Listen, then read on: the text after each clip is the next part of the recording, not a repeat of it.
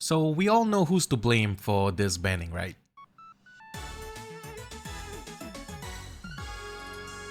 Alright, so here's the context of the situation. Earlier in the day today, I was at work and the One Piece underscore TCG underscore English account basically announced bannings for the One Piece card game. Now keep in mind right now for the English release, it's in the OPO4 format, and the cards that they banned were all from decks that top tournaments in OPO4. This is not news, this is not something that we are, oh shit, why did they ban?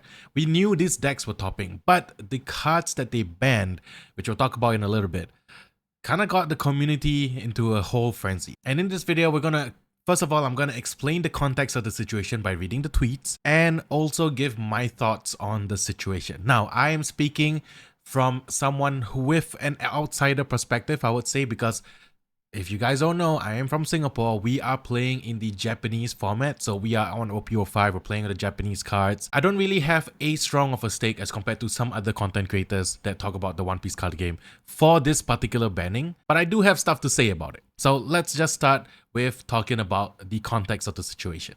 Okay, so here is the official tweet itself. I'm just gonna skip over some of the starting parts. It's just like, okay, on July 28, we had 3 cards to the restricted cards. It was Radical Beam, 4-cost Marco the Phoenix, and the 9-cost Whitebeard. And they have seen high usage and win rate of red decks and leader cards, OPO1 Zoro, Trafalgar Law, and of course Edward Newgate. And this is after the initial ban that Edward Newgate is still kind of prominent because Strawbeard still existed in the OPO4 metagame for the English side. So yeah, that's what they're saying. Like, these 3 red decks have been dominating OPO4, and we know this. Like, it happened in the Japanese format as well, and it happened in the English format too. So now they are adding following cards to the ban and restricted card list starting on November 10th. This is so it's going to be next week, exactly 1 week from when they drop this news. So the banned cards are OP01 Searcher Nami. They banned the literal leader of Edward Newgate, and then they ban Curly the Dan. 2 of the cards I would say are very relevant in Red Green Law, as well as a little bit of Zoro. And then for Whitebeard, they just like, you know what, we're done. Whitebeard, you had your chance, boom, you're gone.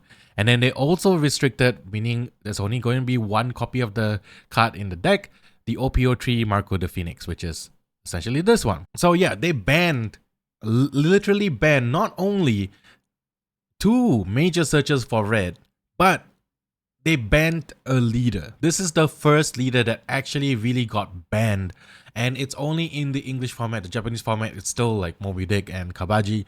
But yeah, this is... when I read it for the first time just now, I literally could not believe what I read, because this is insane. So first of all, let me talk about the reasoning why they think this is these cards are banned. Of course, Curly the Dan and Nami, very prevalent in Red Green Law. These are your searchers. One is, you know, the Straw Beard Searcher, as well as, you know, the Red Green Law that uses Nami. And then Curly the Dan is the searcher that searches, right?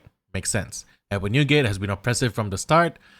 And then Marco the Phoenix, it's strong, but it's not like crazy broken or anything. Yes, it's annoying to get rid of, but you hardly see it nowadays in OPO5. And the targets that Marco has gets lesser and lesser as time goes on, because now everybody doesn't really play like less than 3k stuff. I mean, sure, you can minus power and then kill it with Marco the Phoenix, whatever. So here's my thought on it. Do I agree with these bannings? The easiest answer is no. I think this banning is utterly ridiculous, and I'm saying this as an outsider perspective. I'm not actively playing like the English version, but I am someone who kind of has been through that metagame. I'm someone who has been through that OPO4 metagame, and I'm a Katakuri player. Every time I see Red Green Law, I die a little inside. And like when I see a Whitebeard leader, I just immediately start thinking about, oh, I should go get some lunch now. If I'm playing like a long tournament, maybe I should go get something to eat, because this game is going to be over really soon. And we went through that, okay? But now from in OPO5, which for in context wise, I believe in English is going to be out in early December. So not that far away. It's about a month plus away. You don't see much of Whitebeard anymore. You do see the occasional list here and there, but it's just not prevalent anymore. It's not as strong as it was before. Zoro is good against you know, like Purple Luffy for the aggressive version, but it gets checked by Enel, which, you know, is a natural counter. Red Green Law is just Red Green Law. The leader itself is the problem. Okay, it's just a really strong ability. It's an OP08, OP09 type of ability that they printed the OP01. Okay, we'll have another video about Red Green Law one of these days. But they're not like crazy represented now. Except for Red Green Law, the rest of the decks have kind of fallen off a little bit. And that's my take on it. Like, they could have waited about a month. They could have waited about a month and let like nature take its course and let these decks be solved by their own. Yes, I understand that these crazy decks like Red Green Law, Zoro, and Whitebeard have been at the top of the meta game for not only OPO4 but since like freaking OPO2, and maybe they're taking that into consideration. My question to Bandai or whoever made this ban list is, why wasn't it banned one set earlier? Yeah, like why wasn't it banned in OPO3 instead of like waiting till like the tail end of OPO4 before you're like, okay, ban hammer, let's go to OPO5. And there's a lot of implications of this banning, by the way, and let's talk about that. So the first major implication is that right now there are no decks left to check Katakuri. Now I'm saying this as a Katakuri lover, Kata gang for the win. We're gonna let 10 cost Big Mom run rampant in the upcoming meta game. If you're not either playing a deck that can potentially destroy Katakuri, you better play Katakuri in your next regional onlines or whatever, because the only decks that I was afraid to face in OPO4 were Red Green Law and Whitebeard. Maybe a little bit of Zoro here and there, but you know, you can play around it. Every other deck, it's kind of fair game. If you get good draws, you drop your Big Mom, you drop your second Big Mom, maybe your third Big Mom, you're kind of gonna win the game. And this, by banning the natural counter to Katakuri, it's naturally gonna just push Katakuri to the top, which means that decks like Rebecca, decks like Blue Crocodile will definitely take a hit because they naturally don't do really well against Katakuri. From my experience at least. You may have a different experience, that's okay. So yeah, that's the first implication, that Katakuri is going to be left unchecked. Everyone's going to be playing 10 cost Big Mom, and eventually they're going to say, hey, maybe 10 cost Big Mom is the problem, and then they're going to ban Enix. I hope that doesn't happen. Eggman, if you're watching this, don't make videos about the 10 cost Big Mom. Don't make videos about Katakuri, please. Two bannings are enough. We don't need a third. And then secondly is that their release product schedule literally states that SD10 is coming soon, right? SD10, you all know, the three captains. We got Red Purple Luffy, Red Purple Law, and Red Purple Eustace Kid. Great leaders. You should try it, experiment with it. And in that deck is a playset of the Searcher Nami with all brand new artwork reprinted for players to pick it up. And then if they don't have like OPO1 Nami or the alternate art, it's okay, you can flex this one. They can't do that anymore. You have a literal product that has a ban card in it, and it doesn't make any sense to me from a business perspective, because now players can just like, if they want to, I'm telling this, I'm not advising you to do it, but if you want to show One Piece TCG English version like that you don't agree with this decision, just don't buy SD10. You know, hit it where it hurts, below the belt. Use your wallet to vote. And yeah, because you know, most of the people, and the thing that sucks, and I feel so sorry for these people, and my heart goes to y'all, for those people who pre-ordered SD10 just to get that Nami, because I know there are people out there that pre-ordered SD10 just for Nami, that brilliant new artwork which looks really great, and now you can't even play it, and it sucks. It really does suck. For imagine a new player coming to the game. Oh man, I didn't get a chance to play in OP1. I really would love to have a full playset of the alternate art Nami, but it's too expensive. It's okay, I'm gonna get this SD10, I get a bunch of new cards, and I get some good reprints. And then you find out that it's a ban. And then you can't play that playset. And it's such a disheartening thing to hear, because I always advocate for, you know, availability, accessibility of products for people, because I want people to play the game. That's always been my kind of focus when it comes to promoting products on the channel or whatever. And now you players like that can't have that, and it really sucks. And the third kind of minor implication is that it just hurts like other decks that would want to run Nami. For example, the innocent red starter deck Luffy players who like just want to play a nice straw hat type deck, and I need Nami as my searcher. Everybody starts playing like 2 years at Sabaody now, which, you know, is not really a good alternative because Nami is just really good and you can put dons on it, you can attack. So yeah, and it indirectly hurts those players as well as like, I know it's meant to hurt like Strawbeard and Trafalgar Law, but inadvertently you are hurting the red Luffy players, you know, respect to them, because, you know, they are the OGs. And my last point is that I understand why Dadan needs to be hit. When the Radical Beam, 9-cost Whitebeard and Marco the Phoenix Blocker got like restricted, I didn't think that Marco the Phoenix needed to get hit. I didn't think 9-cost Whitebeard needed to get hit. I did think that Radical Beam was okay being restricted. I wish it kind of happened in over here as well. But it's a strong card for sure. And for this, like, I understand the need for Dadan to be banned. I'm in the camp that, you know, it's okay to restrict Dadan. Maybe restrict it to 1 or 2 copies. I think they're going with 1 for restricted cards. So yeah, restrict Curly Dadan. Just to slow down Trafalgar Law a little bit, because, you know, Trafalgar Law can get a little bit crazy. I didn't think Nami should get banned. I think that's a mistake. I didn't think Marco the Phoenix, the 5-cost Marco the Phoenix needed to be restricted. I think that's a mistake as well. I don't think if you knew Whitebeard was going to be strong, you could have banned it from the start. That's my reasoning. You didn't have to do it now. So that's my take on it. So yeah, OPO 5 is coming soon for English, and really what Bandai should have done is kind of let the new set come, and then people start experimenting with like Purple Luffy, start experimenting with Enel, and the metagame will naturally shift.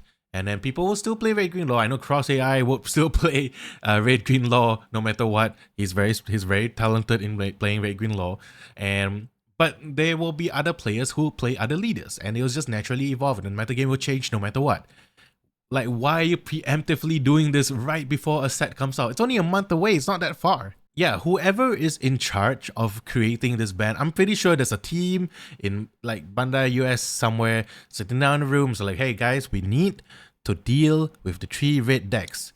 What do? You know, oh, wait till OPO 5 release. Then that guy gets thrown out the window. You know that meme? Like, now it's just like, you know what? Just cut it at the source. Get rid of all the searchers. Get rid of the leader. We don't like Whitebeard. We've seen him die in Marineford. Let him die here again. And someone just said, okay. So I wrote this down. I feel like whoever is in charge of the decisions of bannings have to be aware of trends in the Japanese metagame and not take it as an isolated metagame. Because players in English format will study from Japanese format, and then they'll probably make tweaks based on what's been happening. They studied metagame there, and then they bring it over and make changes for their current metagame. And yeah, we cannot just preemptively ban something because it's working. It's like it was being a problem. Like, I am not a stranger to bannings. I played Magic. There's a ban every other week or something. And I got my favorite decks banned for sure. So yeah, I understand that bannings need to happen. It's not like it's a TCG after all. I just don't agree with the decision of having Nami and Whitebeard being banned at the same time. And also, this causes a little bit of discrepancy between the East and West formats. And it's just getting harder and harder to converge, especially when Worlds is literally next year. So what, do we follow like the Japanese ruling? Do we follow the English ruling? Where's the transparency in that? We don't know. And players who kind of like have spent so much time and money traveling to going to events, playing like 9, 10, 11 rounds just to get like a spot for Worlds, yeah, that's gonna be really, really tough on them, because now they don't know if their deck's gonna be banned preemptively right before a metagame comes out. And are we following like, now what if we're in OPO 7 and then like you guys are OPO 5 or going into OPO 6, then like what do they follow? They don't have access to OPO 7. This causes a little bit more of a discrepancy, and yeah, it's not good. It's not good at all. So I have a solution that I've been planning. I know this video is going to be a long one. It's just me ranting about this situation essentially. But yeah, Bandai is Bandai is an indie company, right? With very, very little resources. No, they're a $1 billion company. And what they should do is they should form some sort of like a task force where they take a few members from the Bandai US side, the English format, and then take some members from the Bandai Japan side and have like a bi-weekly meeting once every 2 weeks just to talk about the metagame and actually go through the decision to ban cards with the Japanese side and maybe like, hey, you know what? Don't do it because when OPO5 comes out, you won't have this problem. And maybe that might be a better conversation. Maybe they could kind of have a holistic view and then affect both formats at the same time. I've always advocated, I always hated the fact that the stuff that for Japan comes out earlier than the English ones. I wish we had a consolidated metagame and then we all can have fun, like all the content creators can talk about the same thing and it's just going to be a great time. But no, they're making it like super separated. And I just feel for those people who have spent a lot of money on alternate arts, especially Nami. Nami is not cheap. Alternate art of Edward Newgate, or maybe even Marco the Phoenix, and then just to have it like banned or restricted. It really, really sucks. My heart and prayers, my thoughts and prayers go to OPTCG Daniel, because I know he's like a huge Whitebeard advocate. To see one of his favorite leaders get banned, it's like, oh, it really, really sucks. And he's also full blinging that deck, so it's like, that sucks. Anyway, that's it. I just wanted to talk about the situation. I wanted to just, have a discussion about it. This is, I don't know if I'm going to edit this. I'm going to slightly edit it, I guess. But yeah, that's my take on it. I don't agree with the bannings at all. I think it's a mistake. I think this is bad for the game. This is not healthy for the game. It causes discrepancy between the East and the West. And it just sucks. I don't know.